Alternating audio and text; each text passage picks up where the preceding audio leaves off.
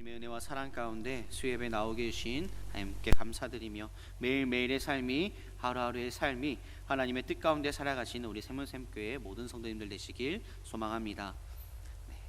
오늘은 주님께 향하는 믿음이라는 제목으로 함께 나누고자 합니다. 먼저 첫 번째로 우리는 주님의 멍에를 메어야 합니다. 제가 수요일 수예배가 끝나고 전도가 끝나고 점심 식사 후에 저희 주일학교 아이들과 인생 네컷을 찍습니다. 인생 네컷도 찍고요. 그리고 엄마들은 싫어하지만 아이들은 좋아하는 탕후루를 먹고요. 이렇게 아이들과 이런 시간들을 보내면서 아이들과 조금 더 친해지는 그런 시간을 가지고 있습니다. 그런데 아이들을 보면요, 요즘 아이들 가방이 어떤지 아시나요? 무거워요. 이 학원을 끝나고 가면 다음 학원을 가야 되기 때문에 모든 학원의 책들을 들고 가기 때문에 아이들 가방이 무거워요. 하루는요, 목사님이 들어줄까?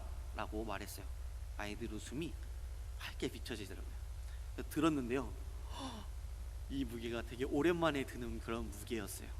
엄청나게 무거운 그런 가방을 메고 아이들이 학교와 학원을 다니고 있었습니다. 우리의 삶을 살아가는 데 있어서 우리는 많은 멍에와 같은 짐들을 가지고 살아가고 있습니다. 내가 살아가기에, 행복하기 위해, 내가 살아가는 데 있어서 주님께 영광 돌리기 위해 많은 짐들을 지고 살아갑니다.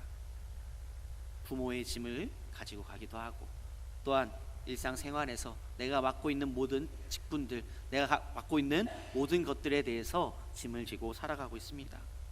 하지만 오늘 말씀에서 말하고 있듯이 우리는 주님의 멍에를 메어야 합니다. 28절 29절 말씀에 보면 수고하고 무거운 짐진 자들아 다 내게로 오라. 내가 너희를 쉬게 하리라. 나는 마음이 온유하고 겸손하니 나의 멍에를 메고 내게 배우라. 그러면 너희 마음이 쉼을 얻으리니 라고 말씀합니다. 예수님께서는 우리에게 멍에를 메라 라고 요구하시기에 앞서서 먼저 나와 우리의 짐을 내려놓으라 라고 말씀하고 있습니다. 우리가 지고 있는 그 무거운 짐을 먼저 내려놓으라 라고 말씀하십니다. 우리가 그릇에 물을 담으려면 그릇에 담겨있는 것을 먼저 버려야만 하듯이 우리가 어깨에 있는 짐을 내려놓기 전에는 예수님의 멍에를 맬 수 없기 때문에 우리가 가지고 있는 이 짐을 먼저 내려놓아야 합니다. 그렇다면 우리가 예수님 앞에 내려놓아야 할 짐은 무엇일까요? 우리가 살아가기 위해 당하는 여러 가지의 고통의 멍에입니다. 인간이라면 누구나 그 고통에서 벗어날 수가 없습니다. 그 이유는 아담과 하와가 범죄한 이후에 모든 인간에게 내려진 공통의 형벌이기 때문입니다. 우리들 누구나 아담과 하와의 범죄로 인해서 땀의 대가로만 살 수 있게 되었고 고통스러워하고 괴로워하는 그러한 죄의 멍에를 지게 되었습니다. 그래서 인간의 이러한 상태로 인해서 예수님은 빌립보서 2장 8절 말씀에 사람의 모양으로 나타나서 자기를 낮추시고 죽기까지 복종하셨으니 곧 십자가에 죽으심이라. 이 말씀과 같이 큰 자비와 긍휼로 너나 할 것 없이 우리를 불러서 우리가 홀로 져야만 하는 이 죄의 멍에를 주님 앞에 내려놓고 주님과 함께하는 기쁨과 평안의 멍에를 메라 라고 말씀하고 있는 것입니다. 따라서 우리는 죄의 멍에를 비롯한 우리가 살아감에 있어서 집착하는 모든 인생의 멍에를 버리고 예수님의 십자가 앞에 내려놓고 예수님께 이 모든 것들을 맡기는 우리의 삶이 되어야 합니다. 그래야만 비로소 예수님께서 이 모든 우리의 멍에를 예수님이 대신 지시고 함께하는 새로운 멍에를 우리에게 주신다라는 것입니다. 예수님의 이 멍에는 우리에게 쉼을 주는 멍에이며 또한 기쁨을 주는 멍에이며 죄의 멍에에서 완전히 벗어나는 자유의 멍에임을 우리는 잊지 말아야 합니다. 그래서 사도 바울은 갈라디아서 5장 1절 말씀에 보면 그리스도께서 우리를 자유롭게 하려고 자유를 주셨으니 그러므로 굳건하게 서서 다시는 종의 멍에를 매지 말라라고 말씀합니다. 그러므로 우리가 지금까지 메고 있었던 죄된 그런 삶의 멍에를 과감히 벗어버리고 예수님께 맡기고 예수님께서 주시는 새로운 삶의 멍에를 메어야 한다라는 것입니다.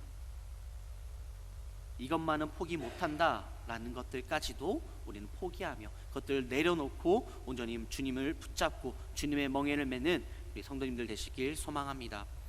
두 번째로 우리는 그렇게 멍에를 맬 때 그리스도는 세상에 지친 우리를 부르신다라는 것입니다. 28절 말씀에 보면 수고하고 무거운 짐진 자들아 다 내게로 오라 내가 너희를 쉬게 하리라 라고 말씀합니다. 이 말씀은 우리에게 형언할 수 없는 감동을 주는 말씀으로 볼 수가 있습니다. 잠자리에 누워서도 무거운 그 삶의 짐을 벗지 못하여 신음하고 고통스러워하는 우리들에게 예수님께서는 이 말씀을 통해서 생명수와 같은 이 말씀을 통해서 우리에게 힘을 주시고 위로가 되어 주십니다. 어깨가 뭉치신 분 계신가요? 집안일로 인해서, 또한 여러 가지 일들로 인해서, 또한 여러 가지 스트레스들로 인해서 우리 몸에 어렵고 힘든 그러한 짐을 지고 있다면 내려놓으시길 바랍니다. 그 짐을 내려놓을 때 하나님께서는 우리와 함께 하십니다. 또한 그렇게 지쳐있는 우리들을 부르신다라고 말씀합니다. 수고하고 무거운 짐진 자들아 다 내게로 오라 라고 말씀하십니다. 요즘 시대를 보면 어떠한 시대인가요? 직장에서 동료나 후배들에게 뒤떨어지지 않도록 새벽부터 밤늦게까지 일하는 사람들이 있는가 반면 취업을 위해서 또한 성공을 위해서 밤낮 쉬지 않고 일하는 사람들, 또한 노력하는 사람들이 너무나도 많이 있습니다.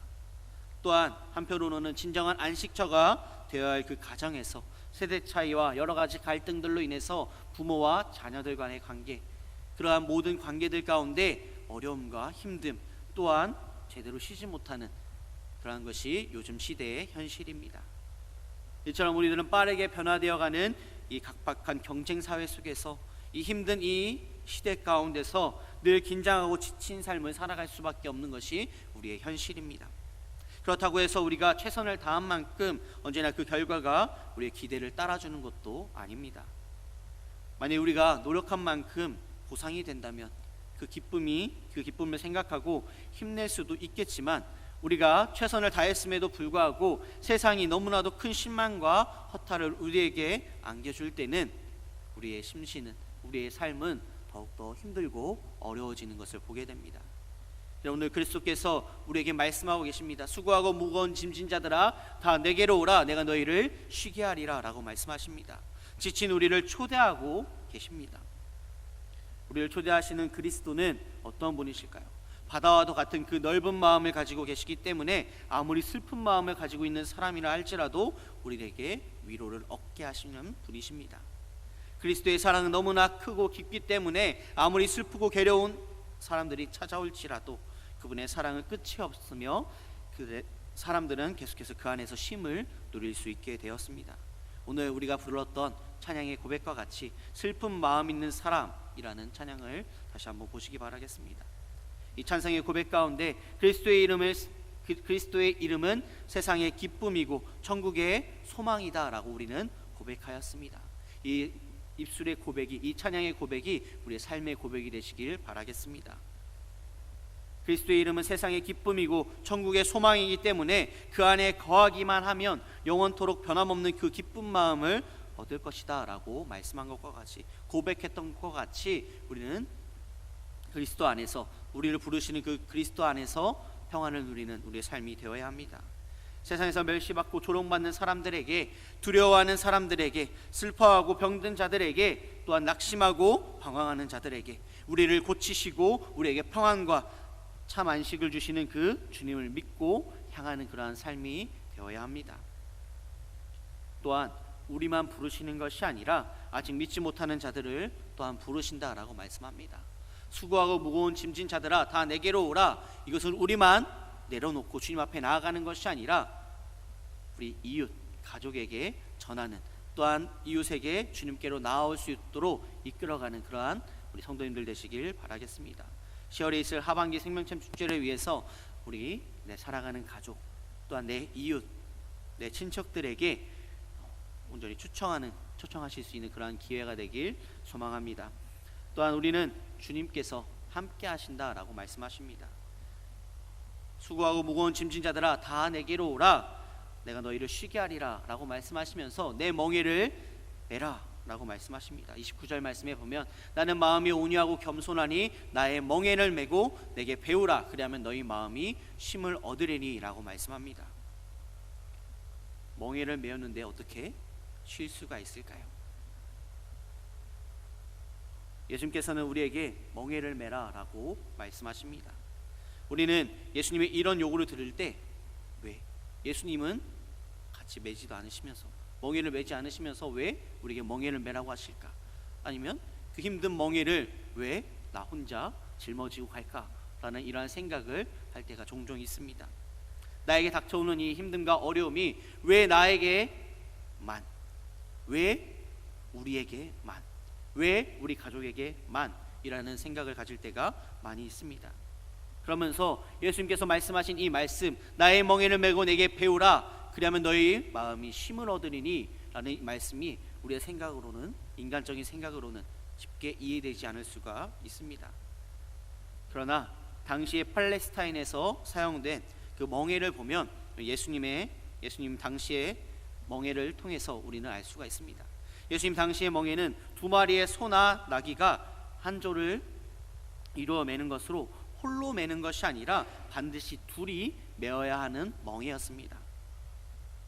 따라서 우리에게 주님의 멍에를 매라 라고 요구하신 것은 너 혼자 멍에를 매라 라는 이러한 말씀이 아니라 나와 함께 멍에를 매자 라는 것이 이 말씀인 것입니다.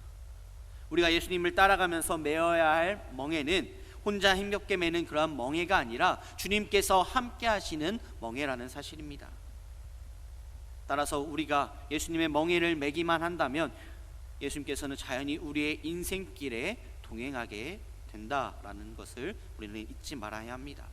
이처럼 예수님께서 우리와 동행하게 되면 예수님께서는 우리가 지치고 힘들 때 우리를 안기도 하시며 때론 말씀으로 격려하기도 하시면서 우리의 삶을 인도해 가십니다.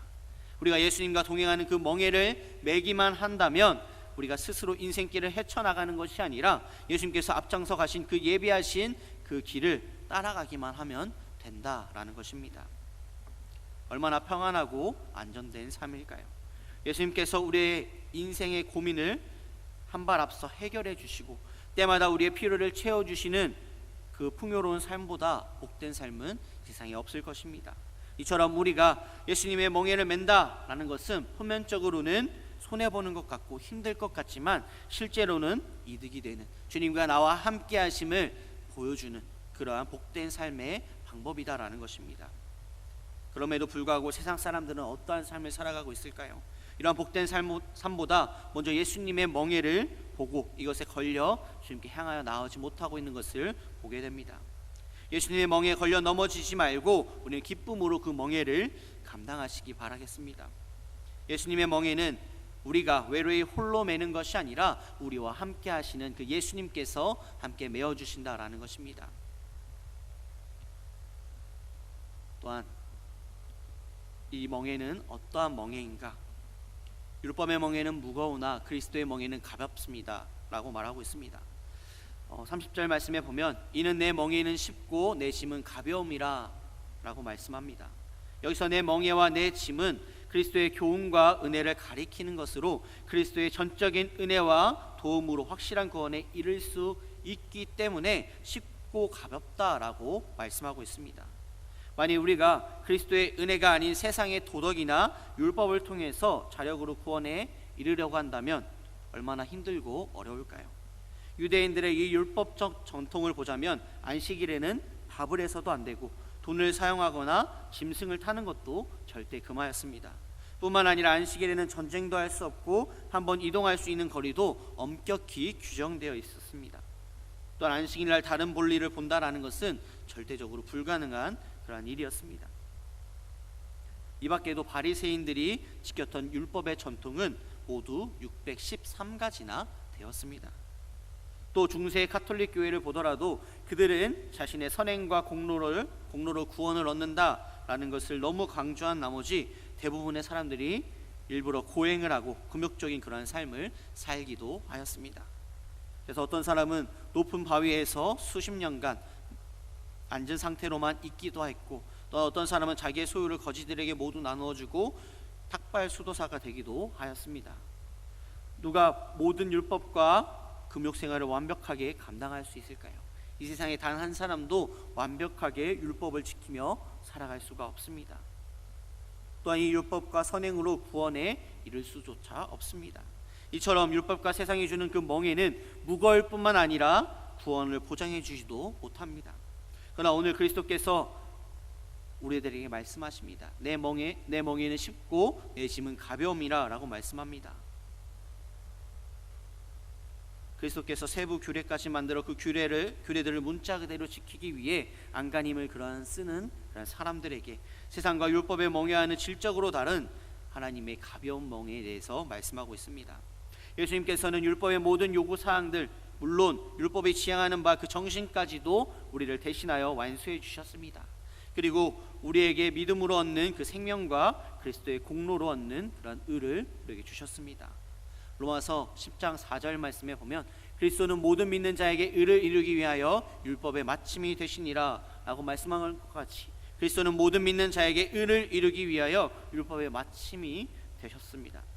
따라서 우리는 모든 율법의 마침이 되시는 그 그리스도의 도우심과 은혜를 따라 믿음으로 생활에 나아가기만 한다면 로마서 8장 2절에서 말씀과 같이 이는 그리스도 예수 안에 있는 생명의 성령의 법이 죄와 사망의 법에서 너를 해방하였음이라 라는 이 말씀으로 이 무거운 율법의 짐에서 해방되고 성령의 법에 속하는 그 기쁨을 누리게 된다라고 말씀합니다.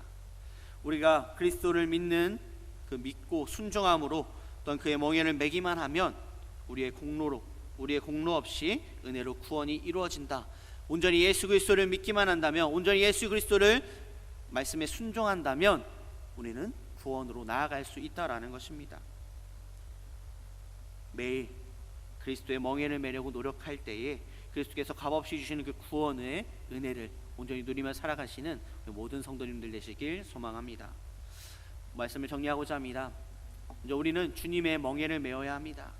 세상을 살아가는 데 있어서 세상의 모든 것들, 세상을 누리기 위해, 행복해지기 위해, 내 지위가 높아지기 위해, 내 평안을 위해 지고 있는 그 짐들을 다 내려놓고 그 멍에를 내려놓고 온전히 주님의 멍에를 매는 우리의 삶이 되어야 합니다. 또한 세상의 것들로 인해, 세상의 짐들로 인해, 세상의 멍에로 인해 힘들고 지쳐있는 우리들에게 하나님께서는 우리를 부르시고 우리와 함께 하시겠다라고 말씀하십니다. 혼자서 매는 그런 멍에가 아니라 주님과 함께 매는 그 멍에를 메고 나아갈 때에 율법의 멍에는 무거울지 몰라도, 세상의 법은 무거울지 몰라도 우리 그리스도의 멍에는 가볍고 쉽다라는 것을 우리는 잊지 말고 온전히 세상 모든 것, 세상 바라보고 세상 의지하고 나아가는 그러한 삶이 아니라 세상 것들 다 내려놓고 내가 이것만은 놓을 수 없다라는 것마저 다 내려놓고 온전히 주님 한 분만을 붙잡고 주님 한 분만을 향하여 나아가는 우리 기아못된 성도님들 되시길 소망합니다. 기도하시겠습니다. 사랑과 은혜가 충만하신 아버지 하나님, 우리의 삶을 살아갈 때에 우리에게 힘듦과 어려움과 지침 가운데 있는 그 멍에를 다 내려놓고 온전히 주님께서 주시는 그 평안의 멍에를 메고 온전히 주님께로 향하여 나아가는 우리의 삶이 될 수 있도록 주님께서 함께하여 주시옵소서. 아버지, 세상 바라보고 세상 의지하는 것이 아니라 온전히 주님 말씀 붙잡고 주님 말씀에 순종하며 나아가는 우리의 삶으로 주님 인도하여 주시옵소서. 오늘 주님께서 우리의 삶을 주관하여 주시고 함께하여 주님 믿사옵고 바라오며 사랑하신 예수님의 이름으로 기도드립니다.